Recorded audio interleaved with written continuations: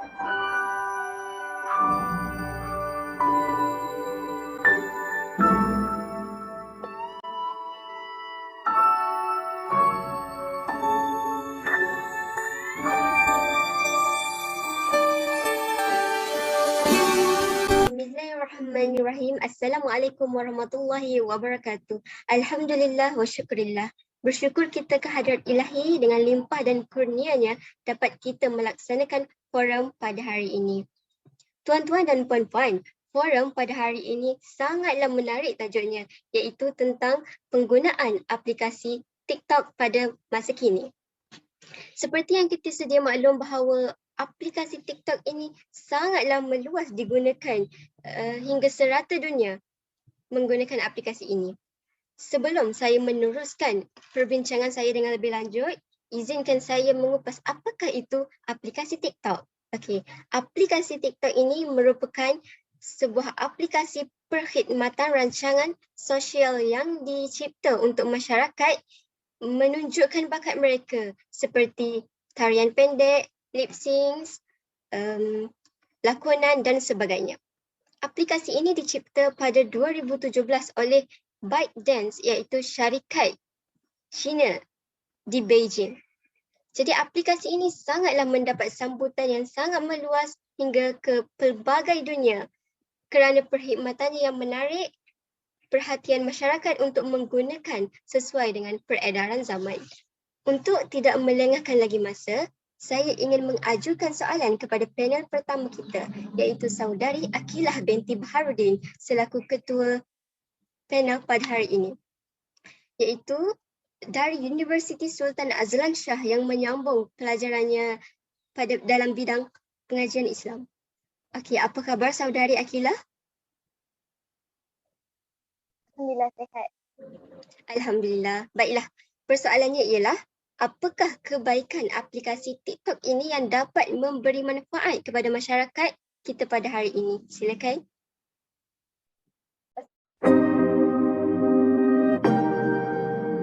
Okay, Alhamdulillah Rabbil Alamin wassalatu wassalamu ala asyrafil anbiya wa mursalin amma ba'd. Alhamdulillah hari ini diberi kesempatan untuk menjawab soalan yang diajukan daripada tuan moderator kita sebentar tadi, iaitu berkaitan dengan kebaikan yang dapat kita peroleh daripada penggunaan aplikasi TikTok ini. Okay, seperti yang kita tahu, pada hari ini begitu ramai sekali di kalangan anak muda maupun di kalangan orang tua menggunakan aplikasi TikTok ini tanpa batasan dalam kehidupan seharian mereka. Okey, tanpa kita melengahkan masa lagi, kita terus menjawab persoalan yang diajukan tadi. Okey, kebaikan yang dapat kita ambil daripada penggunaan aplikasi TikTok ini, yang pertama adalah dapat menonjolkan bakat ataupun memberi manfaat kepada kita dari segi menonjolkan bakat yang ada. Contohnya seperti dapat membuat sharing tentang cara-cara memasak, resipi memasak, tutorial, menghasilkan video-video yang cantik dan banyak lagi. Okey, dan aplikasi ini juga ia mampu mengembangkan lagi perniagaan kita. Maksudnya dari segi memuat naik video tentang produk dan juga tip-tip yang berguna untuk masyarakat luar berkaitan dengan hasil produk kita. Okey, maka dengan itu ia mampu membuka mata masyarakat luar untuk selalu melihat perkembangan terkini mengenai produk yang kita hasilkan. Okey, manakala poin yang seterusnya adalah dengan aplikasi ini juga ia boleh dijadikan sebagai platform untuk kita dalam menyampaikan ilmu ataupun dakwah ataupun nasihat kepada orang ramai. Contoh yang dapat kita lihat pada hari ini, begitu ramai sekali ustaz-ustaz yang menyampaikan dakwah mereka dalam memberi pesanan kepada masyarakat luar dengan menggunakan aplikasi TikTok ini. Okey, jadi setakat itu saja perbincangan kita berkaitan dengan kebaikan daripada aplikasi itu. Alhamdulillah, terima kasih saudari Akilah binti Baharudin atas perkongsian yang sangat bermanfaat itu tadi. Saya sangat bersetuju dengan apa yang dikupas oleh saudari tadi, yang mana di samping dapat menonjolkan bakat, aplikasi ini juga dapat meningkatkan pendapatan kita. tentang perkongsian ilmu, dakwah-dakwah, marketing dan sebagainya. Okey. Baiklah, kita teruskan forum kita kepada persoalan yang kedua, kepada panel yang kedua iaitu Nurul Syahidah binti Yusof, pelajar dalam bidang pengajian Islam di Universiti Sultan Azlan Shah. Apa khabar saudari? Alhamdulillah baik. Alhamdulillah. Baiklah, persoalannya saudari, apakah keburukan aplikasi TikTok yang mendorong kepada kerosakan akhlak masyarakat sekarang, terutamanya masyarakat Islam? Silakan. Okay. Alhamdulillahirrahmanirrahim. Assalamualaikum warahmatullahi wabarakatuh. Terima kasih kepada Puan Moderator di atas soalan yang diajukan. Okay, menurut kajian, aplikasi TikTok ini telah dimuat turun sebanyak 1.5 bilion yang mana 20% populasi dunia menggunakan aplikasi TikTok pada hari ini.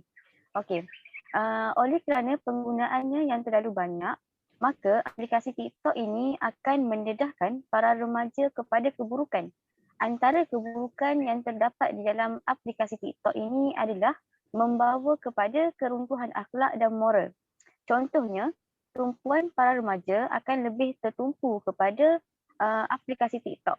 Ini akan menyebabkan mereka akan lalai daripada melakukan aktiviti yang berfaedah dan ia juga akan menyebabkan mereka akan melupakan ibadah-ibadah wajib seperti solat dan sebagainya. Okay, selain itu juga, aplikasi TikTok ini akan menyebabkan pembaziran masa. Okay, mereka dapat menghabiskan 12 jam masa mereka hanya dengan melayari aplikasi TikTok sahaja. Okay.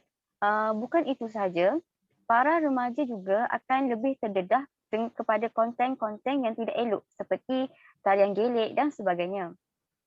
Okay. Dan yang terakhir sekali, aplikasi TikTok ini juga akan menyebabkan para remaja lebih terdedah kepada budaya dan pemikiran barat yang mana akan merosakkan imej Islam itu sendiri. Oleh kerana itu, aplikasi TikTok ini akan banyak membawa keburukan daripada kebaikan yang saudari Akilah kemukakan sebentar tadi. Okay, kerana melalui aplikasi TikTok ini, para remaja akan lebih bebas melakukan apa sahaja yang mereka inginkan kerana tidak mempunyai sempadan dan penggunaannya sangat meluas. Itu sahaja daripada saya serahkan kepada moderator. Terima kasih. Alhamdulillah, terima kasih saudari Syahidah atas hujahnya yang sangat boleh diambil iktibar kepada kita. Okey. Yang mana aplikasi TikTok ini juga boleh mendatangkan masalah dan keburukan jika kita menggunakannya dengan cara yang salah. Bahkan boleh mendatangkan dosa tanpa kita sedar. Baiklah, persoalan yang terakhir yang saya akan ajukan kepada panel jemputan kita iaitu Najah Istishhad binti Rizal selaku pelajar dalam bidang Usuluddin di Universiti Sultan Azlan Shah. Apa khabar saudari?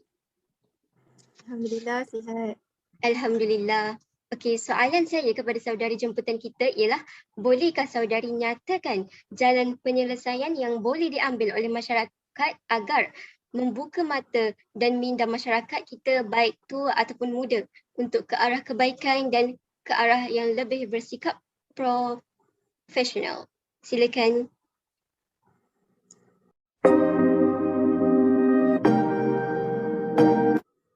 Okay, terima kasih kepada Puan Moderator kita. Yang saya hormati ahli panel Cik Syahidah dan juga Cik Akilah. Seterusnya para penonton yang dikasihi sekalian. InsyaAllah bagi menjawab soalan yang dikemukakan oleh Puan Moderator tadi, seperti mana kita sudah maklum bahawa setiap aplikasi ni sebenarnya masing-masing ada kontra dia, itu ada baik dan buruk dia. Dan juga begitu juga dengan aplikasi TikTok, sama juga macam aplikasi yang lain. Okay. Jadi sebentar tadi ahli panel kita telah kemukakan kebaikan dan juga keburukan aplikasi TikTok itu sendiri. Jadinya sebenarnya boleh kita katakan aplikasi TikTok ni pun sebenarnya dia ada kebaikan dan juga keburukan. Tapi dia bergantung atas setiap individu tu macam mana dia gunakan ataupun macam mana dia bijak menggunakan setiap aplikasi tu, termasuklah aplikasi TikTok ni. Okay, sebab macam TikTok ni kita nampak kebanyakannya lebih banyak keburukan daripada kebaikan sebenarnya kan, masa awal-awal kemunculan apps ni. Tapi semakin hari kita tengok sebenarnya dia banyak kebaikan kalau individu sendiri bijak menggunakan aplikasi ni. Kemudian kenapa kita nampak aplikasi TikTok ni banyak keburukan? Sebab masa awal dulu kita nampak kebanyakannya pengguna dia sendiri kebanyakan daripada golongan remaja, dan kemudian dia banyak video hiburan lah kan, macam yang Cik Syahidah kita kemukakan tadi. Kemudian masa tu kita tak nampak lagi apps ni boleh mendatangkan kebaikan seperti yang Cik Akilah kita beritahu sebentar tadi. Jadi dekat sini saya nak kemukakan beberapa kesimpulan, bukanlah maksud saya beberapa penyelesaian macam mana kita nak gunakan aplikasi TikTok tu ke arah yang lebih berfaedah ataupun lebih berguna.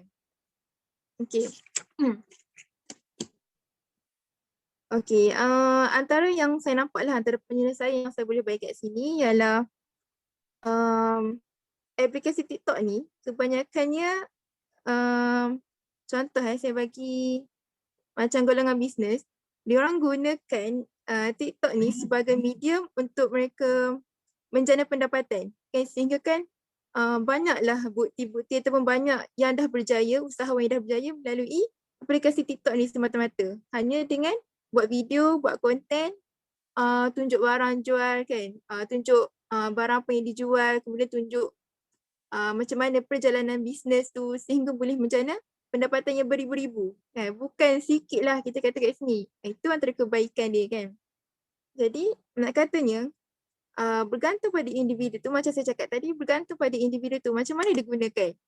Kalau dia, contoh kalau dia profession dia doktor, so dia boleh gunakan medium TikTok ni sebagai medium untuk dia sebarkan info yang betul pasal perubatan. Kalau dia dalam bidang usahawan, gunakan TikTok ni sebagai medium untuk dia kongsi perjalanan bisnes dia ataupun menarik minat orang lain untuk join bisnes kan. Dan juga contoh lain macam kalau yang golongan yang bijak dalam profession masing-masing, contoh dalam bidang ngedit video, so dia boleh gunakan TikTok ni untuk ajak orang lain sama-sama gunakan TikTok ni untuk ke arah yang lebih baik. Dan untuk poin yang kedua, kalau kita perasan kebanyakan guru-guru pun dah banyak menggalakkan anak-anak kan untuk menggunakan TikTok ni dalam medium pelajaran. So dekat sini apa yang saya nampak, dia dah menjadi tanggungjawab untuk ibu bapa tu sendiri untuk pantau setiap pergerakan anak-anak tu untuk menggunakan TikTok tu. Sebab apa? Kalau tersilap guna ataupun tak dipantau dengan baik, takut jadi ke arah lain pula kan. So macam ibu bapa ni, dia orang boleh dia boleh pantau anak-anak tu dengan mainkan peranan penting lah, kawal penggunaan TikTok tu untuk anak-anak. Biar kalau boleh tu biarlah anak tu guna TikTok tu sekadar apa yang cikgu dia minta. Jangan melebih, jangan biarkan anak main sendiri TikTok tu tanpa pantauan daripada ibu bapa. Kemudian yang ketiga, para pengguna akaun TikTok ni, dia boleh guna TikTok ni tapi maksud saya macam tak dedahkan semua info dia, tak dedahkan semua data peribadi dia. Antara yang saya boleh beritahu kat sini, contohnya masa daftar akaun tu jangan gunakan maklumat peribadi. Contoh macam nama sebenar ataupun tarikh lahir, alamat, email ataupun nombor telefon sendiri. Kalau boleh tu biarlah guna nama akaun yang orang lain tak mudah teka pasal info peribadi kita. Faham kat sini kan? Kemudian untuk kata laluan juga, kalau boleh gunakan kata laluan yang kuat, yang orang lain susah nak godam. Kemudian yang lain juga, contohnya tetapkan privacy yang sesuai dengan keutamaan anda. Ataupun boleh dekat TikTok tu sendiri, kat akaun TikTok tu kita boleh set siapa yang boleh tengok profil kita, siapa yang boleh tengok akaun kita, dan siapa yang boleh komen ataupun siapa yang boleh react ataupun duit. Kemudian setiap video yang kita nak upload tu, pengguna akaun TikTok tu sendiri kena berhati-hati dalam setiap video yang dia buat dan juga dalam setiap video yang dia upload tu. Sebabnya video kat TikTok ni orang mudah nak ambil, mudah nak share dan juga mudah nak sebarkan. Jadinya kalau dia salah buat konten yang salah ataupun dia terdedahkan maklumat peribadi dia, jadi itu macam membahayakan balik untuk individu sendiri. Dan juga akaun TikTok ni juga macam akaun TikTok yang lain, dia boleh set privacy kan dia punya TikTok tu. Jadinya bila set privacy ni macam selamatlah sikit data peribadi tu daripada mudah digodam oleh orang lain. Okay, saya rasa itu sahaja yang dapat saya kongsikan. Beberapa jalan penyelesaian lah ataupun cara selamat untuk bagi setiap pengguna akaun TikTok ni menggunakan akaun TikTok dengan selamat. Itu sahaja. Okey, terima kasih diucapkan kepada saudari Najah Ijtihad binti Rizal atas ulasan jalan-jalan penyelesaiannya sebentar tadi. Sangat kreatif ya jalan penyelesaiannya itu yang mana saudari nyatakan tadi. Okey, masa sangat mencemburui kita. Jadi sekarang kita berada di penghujung rancangan. Jadi saya ingin menjemput saudari Akilah merangkumi ketua panel kita pada hari ini untuk membuat rumusan tentang tajuk perbincangan kita tentang penggunaan aplikasi TikTok pada masa kini. Silakan saudari.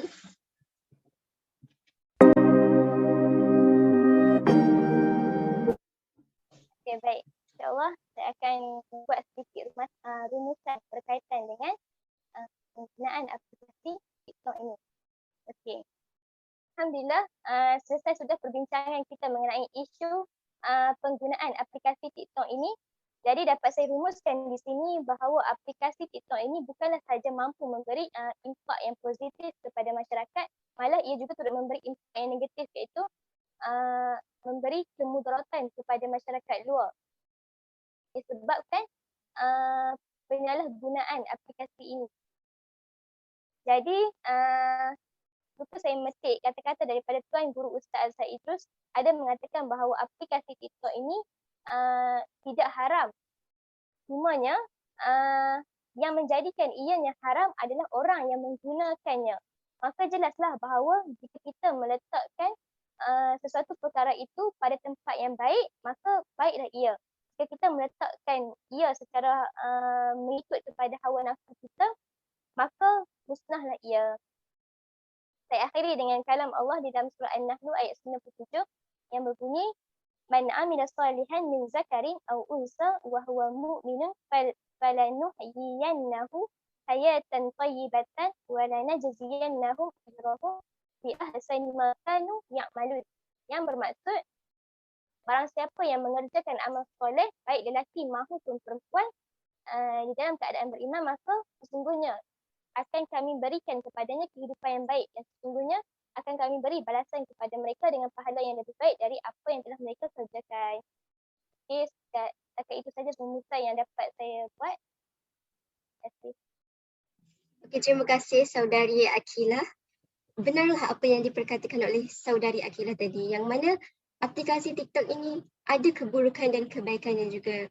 Jadi kita sebagai masyarakat perlulah menggunakannya dengan baik. Okey, dapat saya simpulkan di sini dengan hadis Rasulullah sallallahu alaihi wasallam, mawdi'us sautin fil jannah khairan minad dunya wa ma fiha, yang bermaksud satu tempat di syurga yang sebesar cemeti lebih baik daripada dunia dan seisinya. Jadi kepada masyarakat di luar sana, tinggallah keseronokan duniawi yang melalaikan kita kerana ia tidak bermanfaat sedikit pun kepada kita di akhirat kelak. Kesimpulannya, aplikasi TikTok atau mana-mana aplikasi yang menyerupainya terdapat kebaikan dan keburukannya tersendiri. Ia bergantung kepada masyarakat yang menggunakannya, adakah dengan cara yang benar ataupun dengan cara yang salah. Jadi kepada masyarakat, gunalah perkhidmatan rancangan sosial ini dengan baik mengikut syariat Islam agar tidak mendatangkan fitnah maupun masalah di kemudian hari.